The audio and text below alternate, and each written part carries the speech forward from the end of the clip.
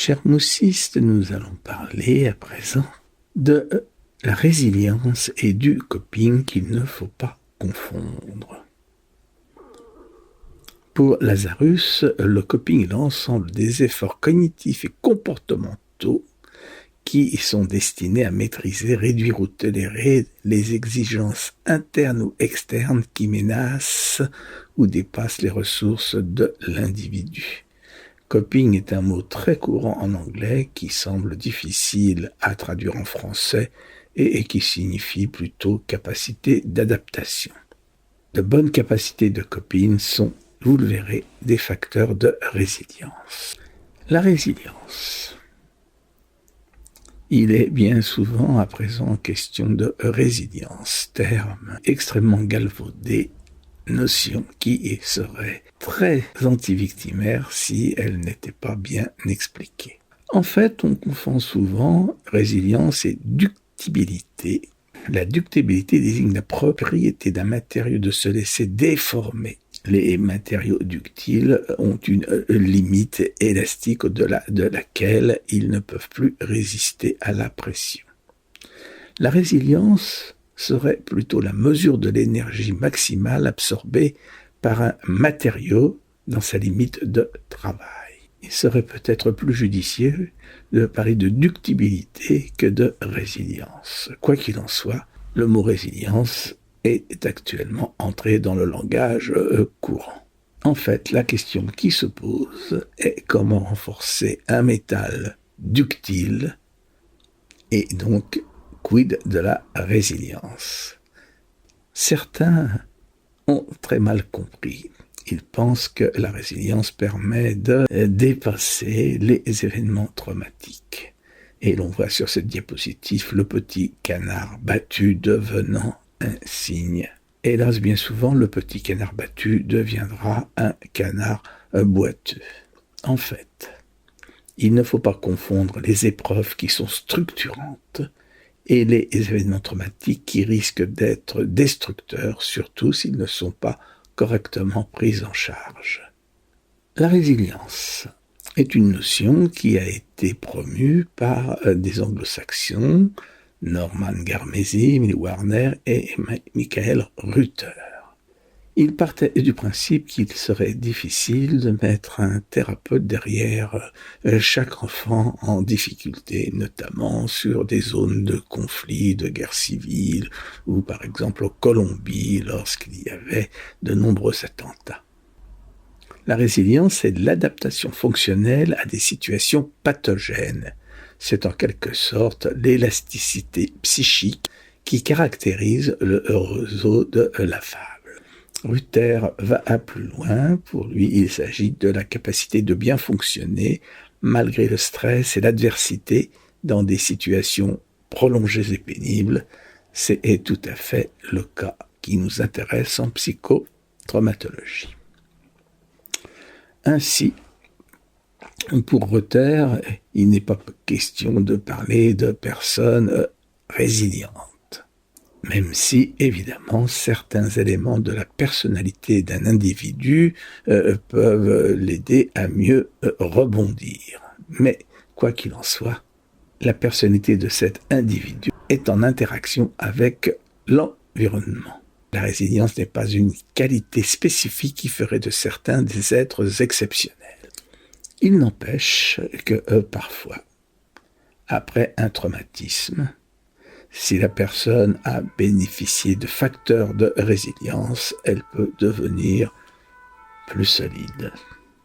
Vous avez sur cette diapositive les facteurs de résilience individuels. Je vous laisse la lire. Vous verrez que certaines sont quand même très difficiles à modifier avec une psychothérapie. L'intelligence est acquise, le sens de l'humour, l'estime de soi, la maturité, enfin, toutes ces choses paraissent assez évidentes.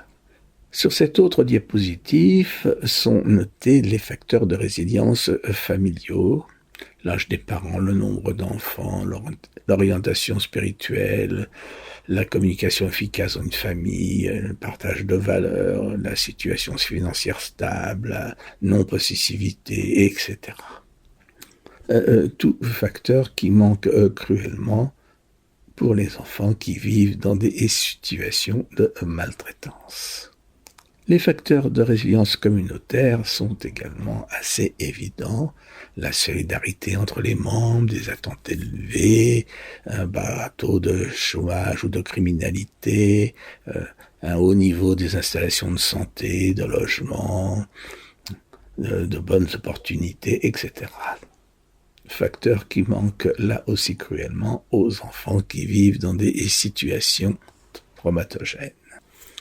Selon Garmézy, un des grands concepteurs de la résilience, les facteurs prédominants sont une bonne relation avec un adulte, au moins un adulte référent, le fameux tuteur de résilience.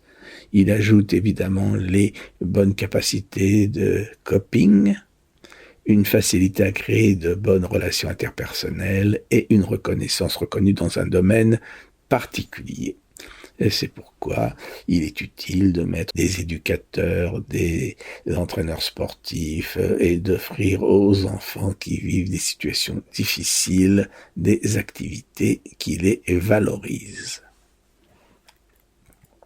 Pour Ruther, l'existence d'un domaine protégé à la famille, à l'école, au quartier, l'état de santé, il rejoint Garmézy, des expériences positives auprès d'adultes, de pairs, dans des situations valorisantes, c'est encore à peu près la même chose, et un système de croyances ou de valeurs qui permet de donner un sens aux événements. En fait, il faut bien se méfier de ce concept de résilience lorsqu'il est mal compris. L'efficacité sociale n'est pas un facteur qui doit être pris en compte, car certaines personnes égocentriques, par exemple, réussissent bien dans la vie sociale. D'autres paradoxes, les enfants palestiniens qui ont une forte idéologie anti-israélienne résistent mieux car ils comprennent pourquoi. Ils vivent dans un climat d'insécurité permanent. Pire, certains climats incestueux des enfants mieux rebondir car ils s'estiment protégés et aimés. Nous avons vu que l'égocentrisme est un facteur de résilience. En fait, le grand piège de la résilience, lorsqu'elle est mal comprise, c'est que beaucoup de personnes pensent que maltraiter un enfant, ce n'est pas si grave, puisque la résilience est là pour tout arranger, comme on l'a vu tout à l'heure. En conclusion, tout ce qui favorise les liens sociaux constitue des facteurs protecteurs. Bien entendu, la cohésion familiale, mais aussi un bon accompagnement social et judiciaire, une thérapie.